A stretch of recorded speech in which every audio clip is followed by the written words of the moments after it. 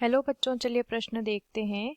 प्रश्न हमें दिया है, डाउन सिंड्रोम की आवृत्ति में वृद्धि होती है जब माता की आयु होती है। विकल्प ए प्रथम गर्भावस्था के समय 35 वर्ष से कम, विकल्प बी प्रथम गर्भावस्था के समय 35 वर्ष से अधिक, विकल्प सी प्रथम गर्भावस्था के समय 40 वर्ष से कम, विकल्प डी प्रथम गर्भावस्था के समय 40 वर्ष से अधिक।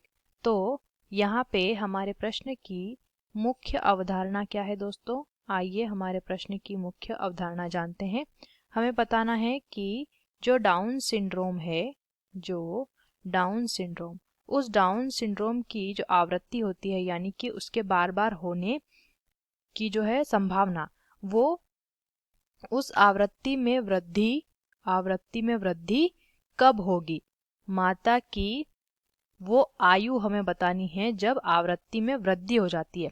तो सबसे पहले तो डाउन सिंड्रोम की अगर हम बात करेंगे, डाउन सिंड्रोम की अगर हम बात करते हैं, डाउन सिंड्रोम जो है एक प्रकार का गुणसूत्रीय विकार है। कैसी समस्या है? गुणसूत्रीय विकार। यहाँ पे क्या होता है, मनुष्य में जो दैहिक गुणसूत्र होते हैं, तो 21वें दैहिक गुणसूत्र पर आकर एक गुणसूत्र और जुड़ जाता है, अतिरिक्त गुणसूत्र। जैसे गुणसूत्र जोड़े में होते हैं तो यहाँ पे 2 गुणसूत्र होंगे, तो यहाँ पे एक और गुणसूत्र आकर जुड़ जाएगा, तो गुणसूत्रों की संख्या 21वें स्थान पर 3 गुणसूत्र इस रोग के अंदर देखे जाते हैं। इसे हम ट्राइसोमी के नाम से भी जानते हैं।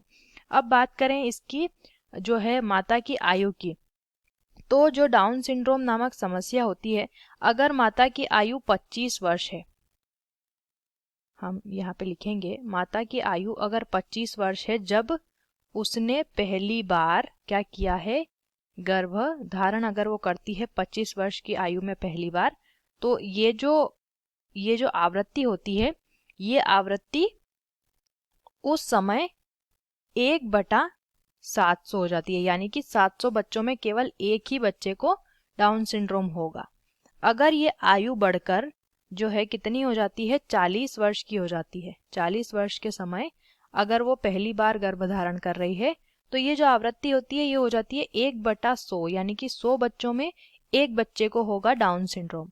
अगर ये आयु हो जाती है 45 वर्ष से ज्यादा की माता पहली बार गर्भधारण करती है, तो ये जो आवृत्ति है ये हो जाती है 1/10। तो सबसे ज्यादा आवृत्ति यानी 10 बच्चों में एक बच्चे का जो है डाउन सिंड्रोम से ग्रसित होना, सबसे ज्यादा आवृत्ति कब होगी, वो होगी 45 वर्ष से ज्यादा उम्र की अगर माता है तो ऑप्शन देखिए, विकल्प ए दिया है प्रथम गर्भावस्था के समय 35 वर्ष से कम होगी तो आवृत्ति कम होगी। फिर 35 वर्ष से अगर अधिक हुई तो भी उतनी ज्यादा आवृत्ति हमने नहीं देखी। 40 वर्ष से कम में भी उतनी आवृत्ति नहीं होती है जितनी कि 40 वर्ष, या हम कहेंगे 45 से अधिक होने पर, जो कि हमने देखी 1/10। तो आवृत्ति में वृद्धि हो जाती है कब? 40 या 45 वर्ष से अधिक होने पर। तो हमारे प्रश्न का सही उत्तर हो जाता है विकल्प डी। आशा करते हैं आपको यह उत्तर समझ आया होगा। धन्यवाद।